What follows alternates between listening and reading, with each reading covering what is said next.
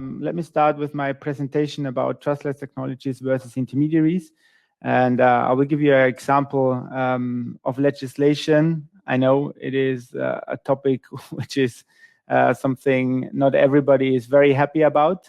And I want to give you a little bit of background why I am so interested and actually ended up becoming, why I became a lawyer. Because I started actually as a tech person, or I was always interested in tech. I even tried to code a little bit of software, but I'm a horrible coder, so forgive me. But what I have is a basic understanding of tech, and I'm always fascinated by new technologies. Then I actually decided to say, okay, like I understood tech, like the rules, how it is working, and even how you actually can implement it, or like how you can actually use technology. And then I said, I want to learn the rules, how our society works. And this piece of legislation in Liechtenstein is actually regulating an area of technology which started on behalf of the idea, like we don't need any regulation and we don't need intermediaries because we saw what was happening until 2008.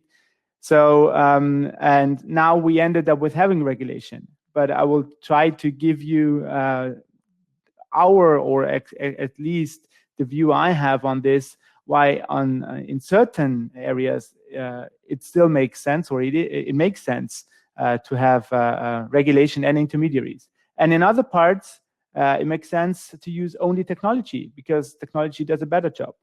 And this is what this presentation is all about.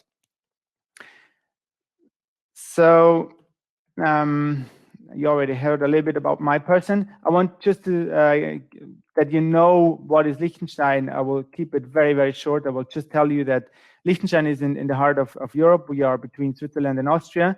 And we have a strong financial center. The only message I want to give you there is actually that Liechtenstein had no reason or no need for a specific regulation in the blockchain area to attract new businesses. That was not the starting point of it. The starting point was actually a work group built by the government of Liechtenstein in 2016, and I was a part of that work group. And what I want to point out about in that roadmap is that this work group started to build up knowledge before we thought about crucial questions like, do we need regulation? And I will not go into detail how the political process went and what that took us or the government actually to have that act in force. What I want to tell you there is that we use quite a lot of time in really focusing on understanding this technology, and to understand this technology and to answer the question if we need regulation. And that was actually different from other approaches I saw so far, not only in Europe but globally, because quite a lot of legislative approaches, they said, okay, there's new technology, we have to stop that, or we have to regulate that, or we will have legislation to attract new business in that area. But the Liechtenstein, that's what I call the Liechtenstein approach, was actually to build up knowledge first, to understand what's new, and then to answer the question, is regulation needed? Because the Prime Minister asked actually that work group, shouldn't we just let it just try to have that in Liechtenstein, to allow it, don't regulate it, and see what happens, or if we have like the existing legal framework is able to deal with that. And I will try to tell you why it was actually in the end, even in my opinion, a good idea to have regulation in that area. But don't get me wrong, I'm of the opinion if technology alone will provide solutions and you don't need any intermediaries, then don't use any intermediaries. And because Liechtenstein is a part of the European Economic Area, we had to think of if it is even possible for us to have a specific legislation in Liechtenstein. We answered that question also with a strong yes, but some days ago, the European Commission issued their MiCAR proposal, like a regulation for markets in crypto assets.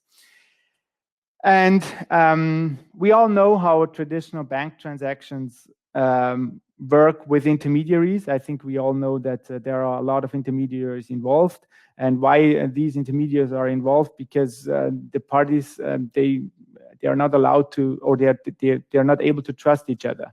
And that's the concept of this financial market transactions, is that you have intermediaries, and there's a specific regulation that you should be able to trust these intermediaries. We all know that this works good and very bad depending on the situation, but in general this works.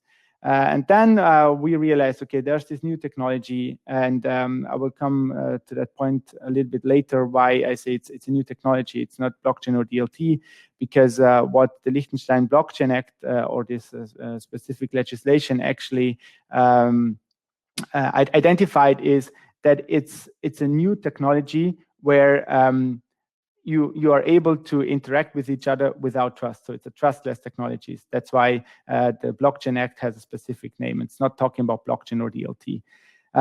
So you will not find any blockchain or DLT in the legislation. That's not a term we use, to be as technologically neutral as possible. So the idea was to say, okay, there's this new technology, and what we want to actually provide is the legal framework, and actually I will come to that in a minute later, that it actually supports this technology. So we said, okay, we don't need to talk about blockchain or DLT. It's just a new technology. And so we even, because in the regulation world, like everybody was talking about this classification approach, that you have securities and utilities and whatsoever, we didn't use that term as well. And there's no classification within it because we wanted to let it, like the idea was to have it as flexible as somehow possible. So there's no classification approach as well. What's in the center is trusted technologies. You can also call it trustless technology. And we all know that a trustless technology actually allows you to interact with another party without trusting the other party. And that's actually, I mean, that sounds very simple, but it is actually huge. It is even huge for the impact of the legal frameworks. And what is different, or what is special about the Liechtenstein Blockchain Act, is actually that it's the legal basis for the token economy. You see a lot of people talking about now every half a year a new buzzword is coming. The idea about the Liechtenstein Blockchain Act is actually that digitalization is anyway happening. And the question is which areas of law you have to address to make it possible, not to stop it, not to hinder it, but to foster innovation and to have legally binding transactions. And I know some of you will think it doesn't make any sense because we don't need like the legal part of it, but I will try to show you in which areas you still need regulation, and you still need actually to have legal certainty. I'm talking about this bridging function. I will come to that in a minute. And what we identified is actually which functions tokens have. And for these transactions, we were talking about, actually, the first is the legitimization part of it. Like if you are the token holder, you are the person actually who is the person who is allowed to transact, who is allowed to use this token and the rights represented by the token.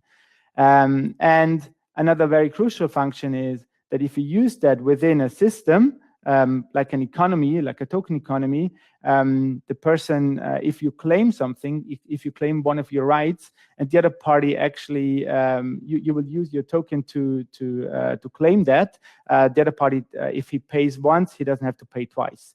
That's a very crucial function as well. And the third function, which is actually like the function everybody was or is thinking about when he talks about blockchain, is the transportation function. You can easily actually sign transactions and like move these tokens around without having any intermediary in place, globally with only a little bit of technology.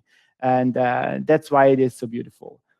So we said, okay, if we think about the token economy, and we think that you will have not only, I mean, currency is one use case. So like how we actually pay for things or how we store value is one use case.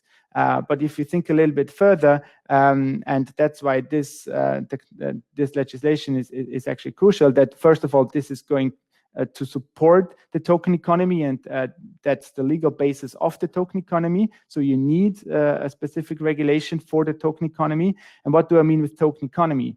The concept is that you have a token representing a right. May it be ownership, may it be usage right. So whatever you right you can think of can be represented within a token. This actually allows tokenization of assets. And if you tokenize an asset, you can easily move it very easily from here to Japan back, just with the use of technology. And because that part of the technology works like a charm, so you don't need any intermediary there. And it doesn't make any sense that you have intermediaries there if the technology is able to provide these solutions. But on the other hand, there are parts, for example, if you tokenize the ownership right of a car, of a physical asset, you have to have a bridge between the digital world and the real world, also known as the digital twins. So we ended up with the token container model. And that's actually my idea. If you define a token and the functions of a token, that's what the token is actually able to do. And that's actually crucial. It doesn't matter which technology you're using or which blockchain you're using or which DLT technology you're using. That doesn't matter. It's just a piece of information which is able to represent something. And depending on the use case, then you have to define the functions. So for example, whitelisting or burning or whatsoever, but really depending on the function, how you're going to, or how you're planning to use that token. So you have that token, that's the technological part of it. And the legal part of it, so if you want to use these new technologies to tokenize things, it's not possible to have a physical object within a digital twin. But what you actually can do from a legal perspective is you will use the right. One of the right is, for example, that's the best right you can actually get is ownership, because that's the full right. You can do whatever you want with that thing. It's the ownership right, or let's say usage right. So what you actually do is take that usage right and let the token represent that right. And then what you then do, I mean, then you have like the flexibility of every blockchain or DLT system. You can easily transfer it from A to B. Depending on which rights you're actually, which these tokens actually represent, you have, again, the legal framework with some mandatory laws you might have to follow. But this is actually case by case. But there are things where you, I mean, for example, Bitcoin in the Liechtenstein Blockchain Act, if you transfer Bitcoin from person to person, that's not regulated. So the idea is really to regulate only where you have to regulate. Coming back to the token container model, so now you have like a token representing a right, and then you have to answer specific questions. What will happen to the physical object? And we have a solution for that. I will come to that in more detail also a little bit later. But this approach is very flexible from a legal point of view, because you can actually use whatever right you have within your existing framework. So let's say a utility, a usage right, an access right, an IP, whatsoever. You can even have your shares of a company, commodities, ownership rights. So whatever is possible, whatever right you can think of, is actually you can actually let the token represent that right. And that's the one part of it, the token and the concept of that this token represents whatever right you might use. And the other thing is that we have I refer to that as a relationship model. We say, okay, there's something which we call TT keys, so trusted technology keys, also known as private keys in most blockchains actually. And we have an identifier like the public key. And also as technologically neutral as somehow possible. And there you have a relation between these two from a legal point of view. And so what does that mean now in general? And that's what I try to tell everybody. It's just like a very flexible way of digitalization, and it's like a way of how you can use the technology. And the Blockchain Act is actually the legal framework that you can make use of this technology. You can also refer, like I thought of, like you can think of it as the SDK for legal certainty. And what do I mean with that? For example, if you transfer a token from A to B, you can have a 200 pages contract dealing with all of the consequences, the consequences with that. Or you use the Liechtenstein Blockchain Act, which actually solves specifically the civil law questions we have there. So yes, you can use that technology, but where needed, this allows you actually to use the legal framework that you get legal certainty. Because, for example, if you transfer, as I said, the example with the diamond, if you transfer the ownership token of that diamond, you have to have a claim which is enforceable. So you will have to have a way, because otherwise, like the majority of people will not use it. I know that there are certain risks involved with that, and we specifically talk about surveillance, we specifically talk about transparency, and that you don't have any, I mean, if you think about this token economy and if everything is actually available or on a central or a decentralized ledger, you can think of a lot of measurements we don't want to have from a privacy point of view, but there might be solutions there, and hopefully there will be solutions developed in that direction. But think of it as actually an SDK or a kit to provide solutions where you have legal certainty in the end if you use blockchain technologies. Which brings me to the point, as I started, you have a technology trying to get rid of the intermediaries, and now you have a piece of legislation which claims to be the one who understood that technology and came from a perspective where we said, okay, let's try to understand what is good about that and to foster innovation in that area. And if we analyze the Blockchain Act, we ended up with having actually some new intermediaries. So I will talk a little bit about intermediary trust versus trustless systems. How you actually can have trust. One is trust can be derived from technology, trustless systems, or from regulated intermediaries. You can think of both systems the way you want. If the one is perfect or the other is perfect. I think for both versions, you have good and bad. Or even I can think of good and bad. Let me come back to the example I had in the beginning with the trustworthy technologies. So for that transaction between two parties, I mean, you don't need an intermediary. We have blockchain technology, which actually makes it perfectly well. You have no counterparty risk. That's actually the beauty. Like one of the, I think most of the people, the persons understood that the blockchain technology is able to provide that without any intermediary. You don't need any bank, nothing. That's fine. That works like a charm. Okay, but do we need regulated intermediaries somewhere else?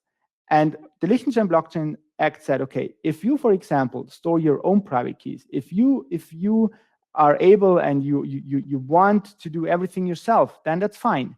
But if you ask a professional service provider, and a professional service provider takes your money to actually provide services for you, like custody, then yes, you have the same problem again. He will provide services for third party. That's an intermediary. And if there is an intermediary providing these services, then you have to think about regulation, because why would you trust such a person if you don't know him very well?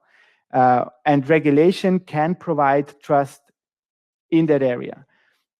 The second part is the bridging of the digital and the real world. As I said, the digital twin, so the token, if it represents ownership of whatever, the problem is if you transfer the digital twin, you have to have legal certainty that the right represented within the token is also transferred.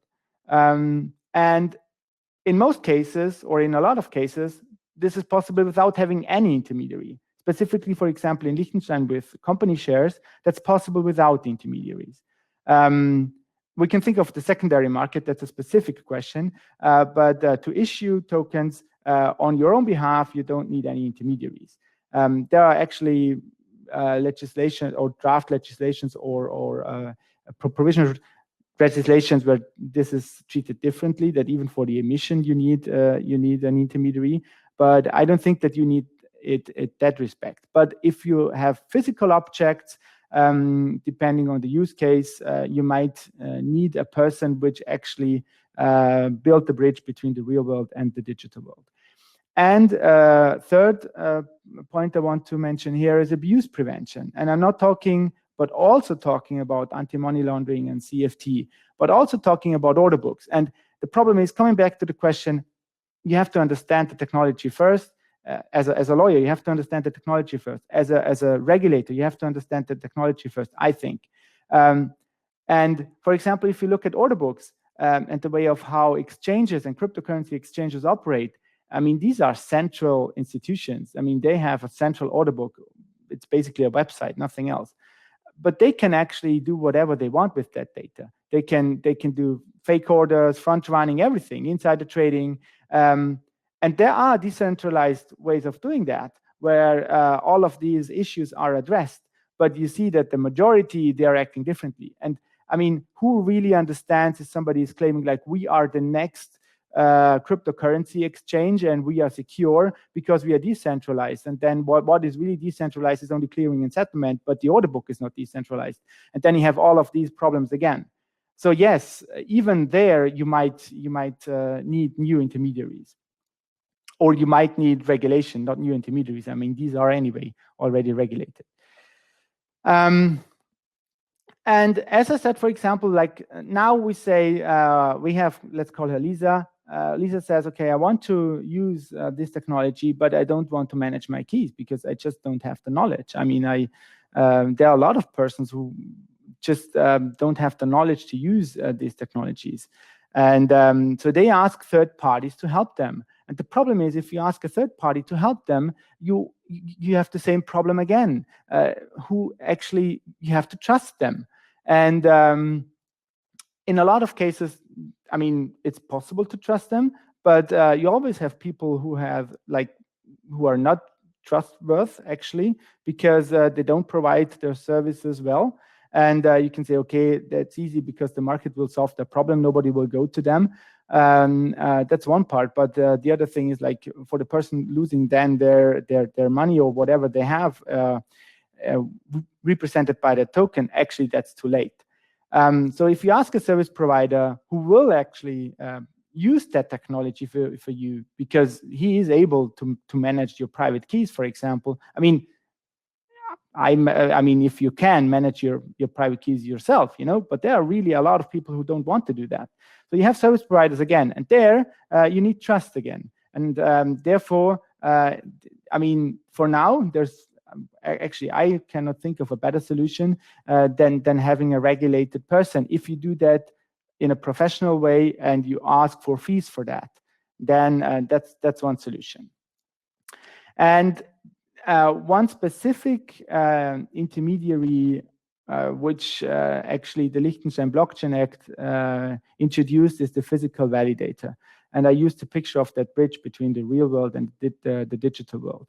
Coming back to my example with the physical object, the ownership of the diamond.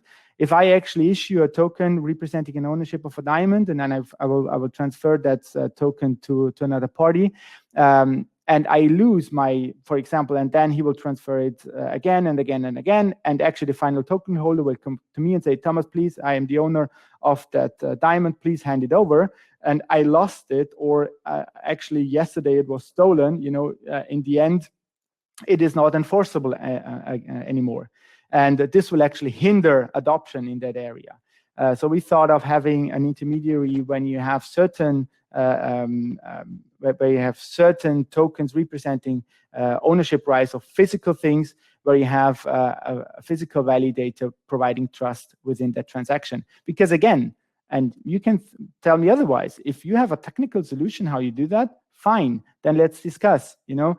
But if you want to do it now, and the only way actually in the end, you know, how you can do that now, or at least the Liechtenstein government had no other idea of doing it that way. And I don't think, and I think it is a clever way. It's actually the best way I ever heard of for now.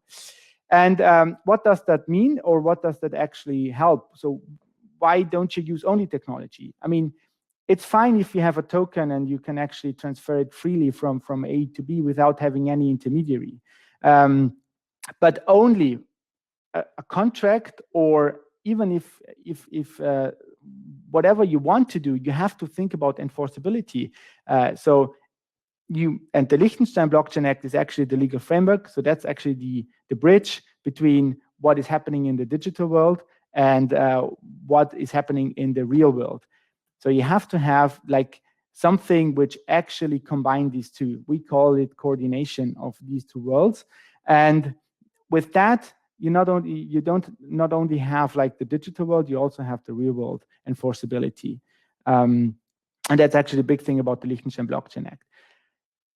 If you want to put that on one slide, it has a definition of a token, which is, I think, I mean, that's the first one I saw in a legislation, actually. And it's very flexible. It's a piece of information on a TT system, aka blockchain DLT system, and which can represent whatever right, but it doesn't have to represent. So for example, the Liechtenstein Blockchain Act says that Bitcoin, for example, and Bitcoin, that's also something very special. The Liechtenstein government was aware of the difference between coin and token and whatsoever, but from a legal point of view, it was useful and necessary to define the token. And even the Bitcoin, one Bitcoin is a token. So, but Bitcoin is not representing any right. I mean, the only thing you can do is you actually can sign transactions, but that's fine, and that's not regulated. I mean, if you don't provide services for Bitcoin, for example. And that's what I already talked about. You have the token functions, you have the relationship model, and then, as I said, if you dispose over a token, you also transfer the right represented by the token, and this will allow you to tokenize assets. And it's very, very flexible. So we can talk about whatever assets or whatever right you have, you can actually tokenize that. And the concept is representation of rights rather than something else. And you have service providers where service providers are needed. This will lead to legal certainty. So I have some minutes left, and then we have some questions. The question is, if everything is digital, do we end up in digital totalitarianism? And that's actually one thing I think of. Yes, I mean, you have, as I said, you have abuse prevention, which is necessary on the one hand, but on the other hand, you have the risk of financial surveillance. And I mean, we all know that that's not a risk. That is what is happening. And the question is, and I think, you know, there should be a balanced approach between these two. And that's one of the biggest risks, I actually think, for privacy, because I mean, I think that it's legit to have privacy. Not everybody has to know what I have, what I'm doing. But on the other hand, I think, yes, for sure, there are reasons where you have to prevent abuse of these technologies. But the good thing is, and I mean, that's actually something I think we should talk about, is that we need a balanced approach. And I think with that technology, it is possible to address abuse prevention, but on the other hand, keep the privacy of the users. And I think we should end up there, because without any AML abuse preventions and CFT, we don't see mass adoptions. Because I know everybody thinks of, yes, it's easy to hold your own private keys and I don't need anybody to help me. Yes, that's maybe you and all of your friends. But if you look and talk to whatever, to your family, to your grandma, I mean, maybe your grandma knows better than you, but my grandma doesn't know anything about Bitcoin or about private keys. So if you think about what's the beauty of it, and what will this actually transformation to a digital world will allow us, I think it's good and it's useful to think about how we can keep our privacy within that token economy. And so I will conclude with 3 points. The Liechtenstein Blockchain Act, there's regulation only where necessary. It allows you actually to bridge the digital with the real world. And think of the TVTG as the SDK to get legal certainty. So you can provide the technology, and that's like somehow of an API to have legal certainty in the real world as well. And what I don't want to discuss that for now because my 30 minutes are over, but there's a proposed regulation from the European Commission for the European Union, and it's markets in crypto assets regulation. And I actually will share my slides, I think. So you have links there with a lot of information. And that's something anywhere will happen in the European Union. So you see more and more regulation in that area coming. Thank you very much.